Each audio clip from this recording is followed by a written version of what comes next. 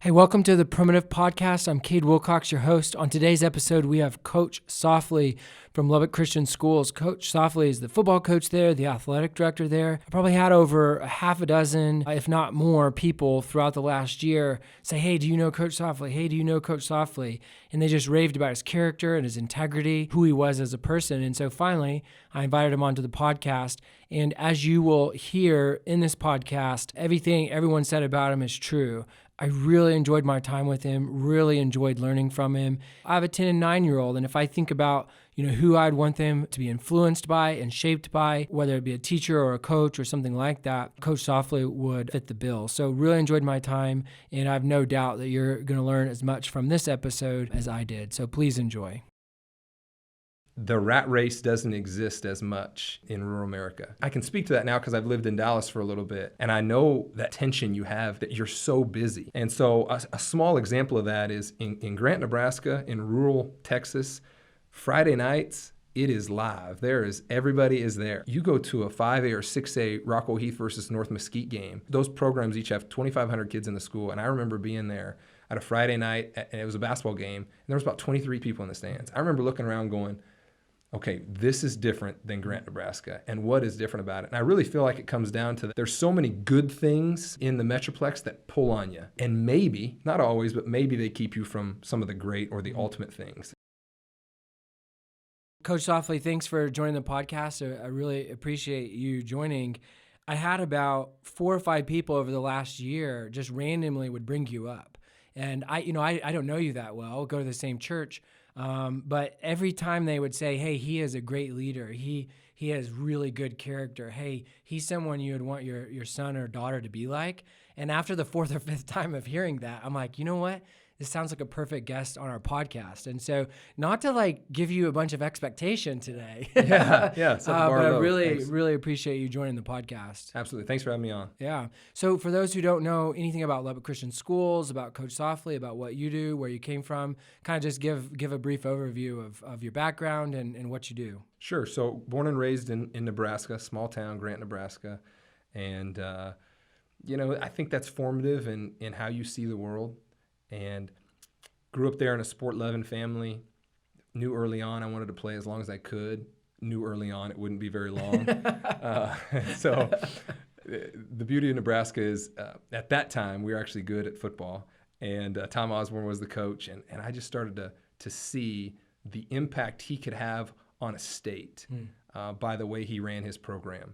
And there were a couple coaches on staff, Ron Brown, Turner Gill, that I started to follow a little more closely through Fellowship Christian Athletes and things like that. And I thought, you know what? I think I feel a calling to coach when this is all said and done. And so as soon as I could, I went to Lincoln, went to school there, did my undergraduate, and then came to Abilene Christian University to be a GA to try to start that coaching process. And there was a little bit of an adventure there going from Nebraska to Texas. Yeah, for sure. I didn't know anybody within 12 hours, so it was a little bit of little unnerving there to start. But had a great 2 years there at ACU. Loved ACU. I really feel like that's a special place in my heart. Obviously, I met my wife there, so that helps. Yeah. But just feel like the Lord's presence was there, and I feel like I grew a bunch. Finished that out 2 years, and then looking for coaching jobs. Ended up at Rockwell Heath High School there in the Metroplex. And then Autumn and I were married. We moved out to East Texas and started coaching there. Had one more stop at Sunnyvale, which is a fantastic school right across the lake from Rockwall. And then we got the phone call to come to Lubbock Christian. Yeah, you were telling me how some of the students started recruiting you, and I wondered if they should have sent you a photo of an aboob, rolling across the plains, and said they sent you sunsets and sunrises. That's really intelligent on their part. You talk about a rural community and growing up in Grant. I was telling you before the podcast that my wife's grandmother lives in Arthur, which is really small. It makes Grant look like a major city. What aspects of growing up in a rural community do you think really shaped you, and what are some things that come to mind in terms of the influence that had even on your leadership and your coaching? Yeah, that's good. I think and this may not be the right word for it, but the simplicity that just the rat race doesn't exist as much in rural America. And I can speak to that now because I've lived in Dallas for a little bit, and I know that almost that tension you have that you're so busy. And so a small example of that is in Grant, Nebraska, in rural Texas, Friday nights, it is live. Everybody is there, right? Well, you go to a 5A or 6A Rockwell Heath versus North Mesquite game. Those programs each have 2,500 kids in the school. And I remember being there at a Friday night, and it was a basketball game, and there was about 23 people in the stands. I remember looking around going, okay, this is different than Grant, Nebraska. And what is different about it? And I really feel like it comes down to that is there's so many good things in the Metroplex that pull on you. And maybe, not always, but maybe they keep you from some of the great or the ultimate things. Yeah. I think there's so much peace and quiet to rural America. You talked about sunrises and sunsets. There's just a lot of opportunity to sit and enjoy nature, God's beauty.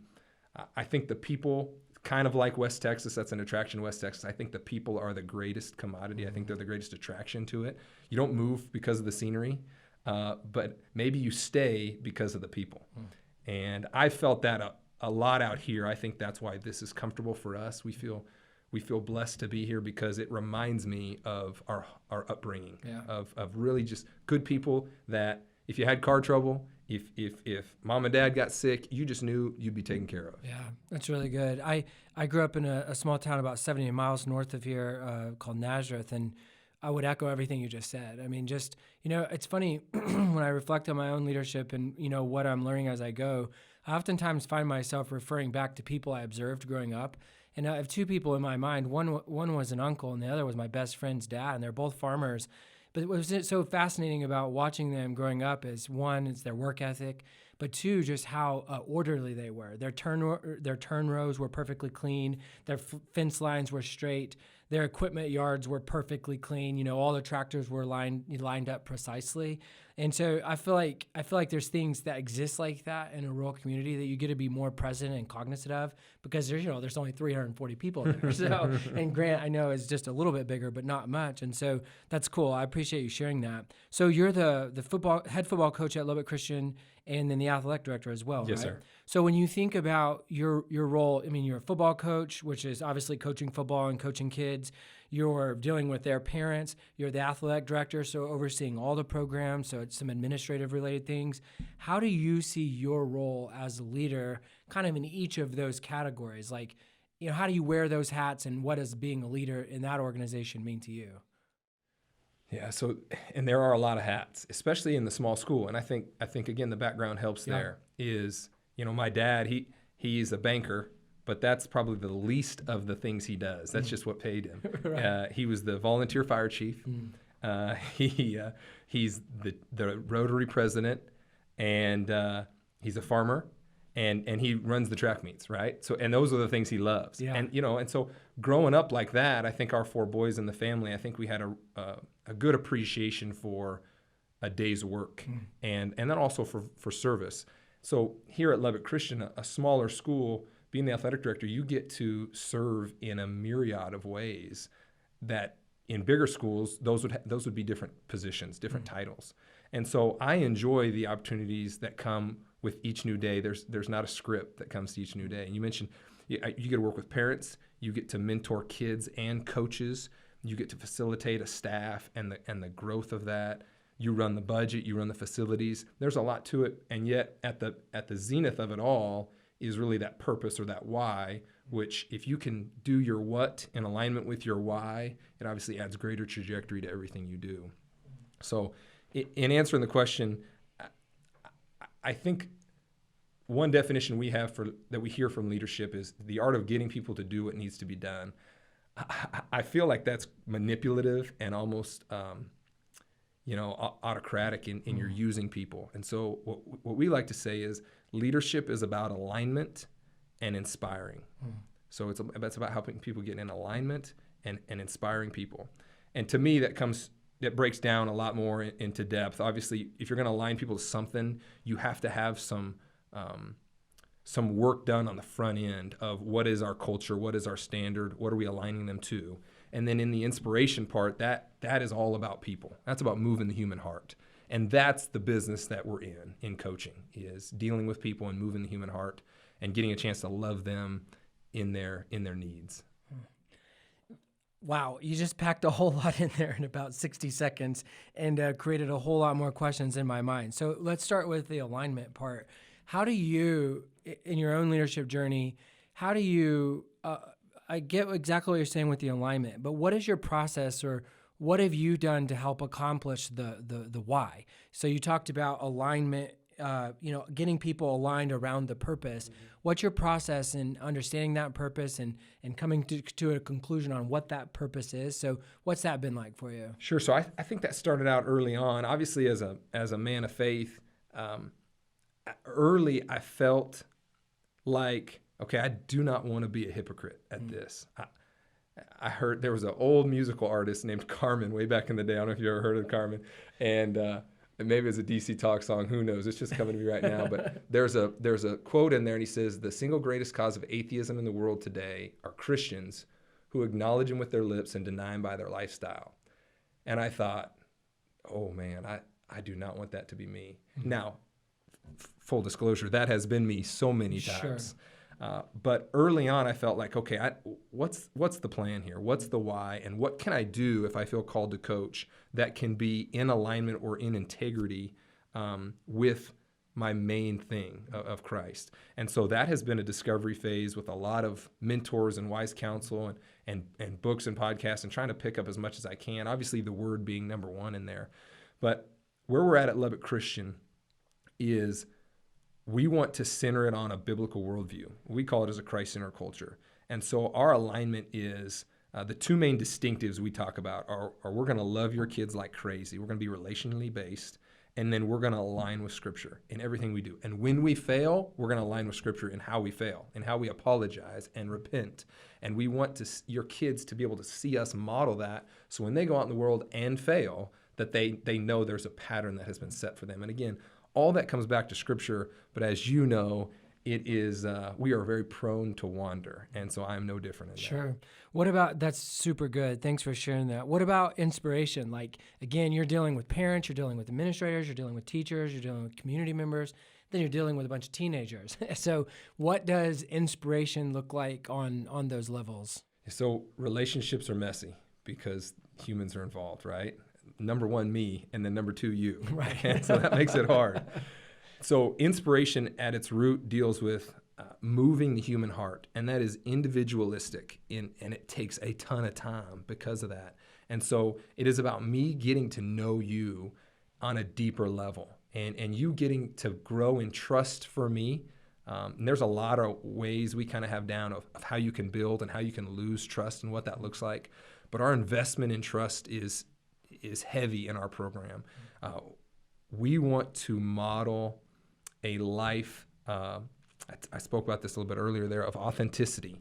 And so when we're trying to inspire you, we want to get down to the root of what makes you tick. Mm-hmm. Why do you play football? What do you want to do when you grow up? And we want to get to those questions with you that are beyond the game. And then hopefully at some point, you'll have a feeling that we love you as a person over you as a player. And we're going to love you a whole lot as a player. I mean, we're going to coach the mess out of you as a player. And yet you can say, man, they pushed me to the nth degree, and yet I know that they love me even more as a person, and they care even more about my spiritual growth and development. And so when we can get to that point, we feel like the best is yet to come. And obviously you don't know if it's a success until about 30 years after you graduate. Yeah, it can be a long journey, can it? That's really good. Thanks for sharing all that. What about how do you treat failure? When you fall short, like you're talking about, how have you, throughout your leadership journey, your coaching journey, your administrative journey, what is your approach, been to try to learn from failure? Well, let me kind of turn it back on you a little bit. How do you guys here at Primitive define failure? Oh no, this is my podcast, man. I ask the questions, you answer. No, it's good. I think it's a good question of like how we define failure. I think simplistically it would mean like when you don't accomplish what you set out to accomplish. Okay. And then there's a whole way Absolutely. That I try to approach learning from that failure. Absolutely. So we do the same thing. We start at the same root, and then we break it off into really two definitions. One is non-accomplishment of the objective, but with an effort and attitude in line with our core values. Mm. And so we'll start there.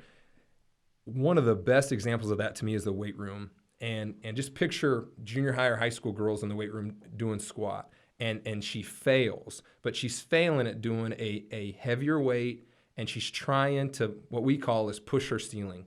When she fails, we have a rule in our weight room, and it is everybody goes crazy. We drop what we're doing, and we just surround her, and we're trying to give her a whole bunch of affirmation, right? Nobody ever died from too much affirmation. Right. And so the first times that we do that, they're going to blush, they're going to get red-faced, because it's really countercultural to, wait a minute, that's not how you're supposed to treat me when I fail. But the point is you didn't achieve the objective. You didn't rack the weight or accomplish the weight, but you pushed your levels. And that's what we want to be about. One thing we say in our culture is max out, right? It comes, whatever you do, working it with all your heart is working for the Lord, not for man, right? And so part of that is failing while trying to do new things. I think I'm not big on the social medias, but I think there's YouTube or things out there where it's like epic fails. Yeah. Now, some of those are foolish, okay? Yeah. And we'll just distinguish those. Some of those are not intelligent. But some of them is like, good for you trying it, right? Like, who knew you could run a 4-minute mile until Roger Bannister did? And so in that area, we tell our kids, no fear of failure. We want to frame it properly, and we want to support you and love you through that. The other one is when you're not acting in alignment with our core values. And so that can be as easy as me losing my cool with a kid, right? We talked about that a little bit earlier, is I want to try to be in alignment with a Christ-centered culture. And when I don't, when I fail and I say something that shouldn't have been said, or I get more angry than I should have, we need to address that head on. And so sometimes that means me pulling in a staff member and having a conversation, or a student, or sometimes maybe it's my counsel holding me accountable, right? And then the second product of that, if they're mature, is then there's that apology and that ownership. And we're big on doing it in the same vein. So if I screamed at you in front of your teammates, me pulling you into my office and apologizing behind closed doors, that's not the same. Right. I need to apologize and affirm you in front of your teammates. I was wrong. I was in my pride. It wasn't you. It was me. We talk about mirror in the window there. I need to look in the mirror and point the thumb at me. It starts with me. If I'm going to give compliments, I'll move 2 feet to my right and look out the window and give attaboys. But that's really where we get to with how we frame failure. I'm really struggling keeping up with my notes. So for those listening to the podcast, you'll have to forgive the awkward moments of silence. So I'm trying to keep up here. Very good. I've never thought of failure in the way that you just talked about it, where you fail, but you're aligned with values or aligned with culture, and you just, failed to meet the objective, versus failure because we weren't, whether it was, me as a leader or as a team member or whatever, failing versus where you're not aligned with the culture, you're not aligned with the values. And I think that's a really important distinction, and one should be celebrated and the other should be corrected. And it's really, I appreciate the way that you said that. How have you approached your own personal growth? I mean, you're not that old, or you don't appear to be that old, but you seemed packed with wisdom. I mean, everything you're sharing is like really insightful. So what would you credit for your own leadership development, and what have you tried to lean into as you've tried to grow as a leader? Well, I'm sure it's cliche to say Christ, but I think every time we open up that book, it's alive, right? It's living and sharper than any double-edged sword. And so there are times where it's just jumping off the page. And I think that's a big one. Let me go back. When I was in Nebraska, I did an internship with Fellowship of Christian Athletes with Ron Brown. So I mentioned him. He was on staff with Nebraska football.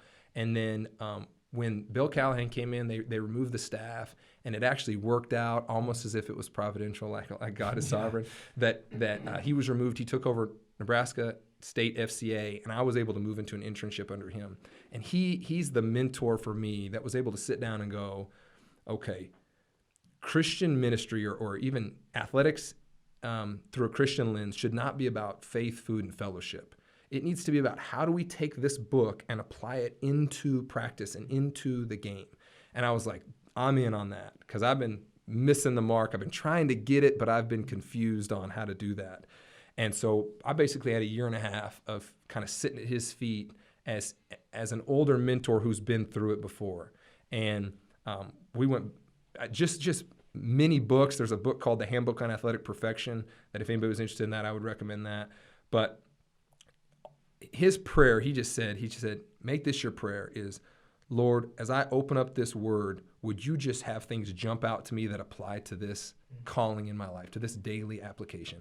And so I just came from athletics right here, and we were actually talking about obedience because we're doing our Old Testament reading at Redeemer Church, and it is just jumping off the pages about obedience. And I'm going, this is speaking to me and to my team about why we obey and why God calls us to this standard. And he talks about how it will go well with you if you obey.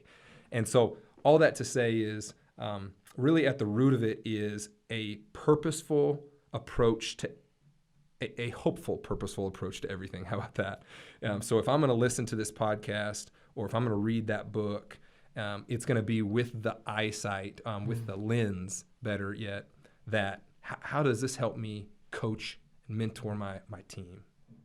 That's really good. Other things that you've really leaned into for staying inspired in your own personal development?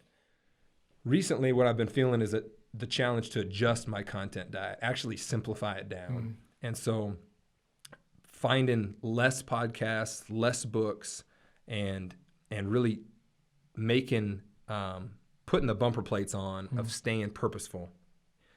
So there's a lot of good wisdom out there, and yet the Word talks about how the wisdom of man can be folly.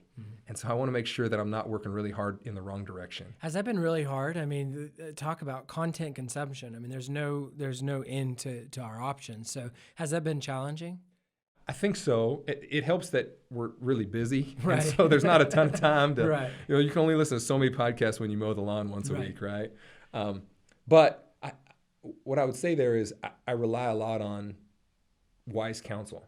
And so if you came to me and you said, hey, this is a book, I'd highly recommend, that's going to go into a key or a queue, right? And then if it sorts itself out, if somebody else recommends it, then it may make the final cut. That's cool. But some of the guys, Tim Keller, there's a pastor at Tommy Nelson at Denton Bible. I listen to him a lot. I think he has great wisdom. Ron Brown, I obviously mentioned him.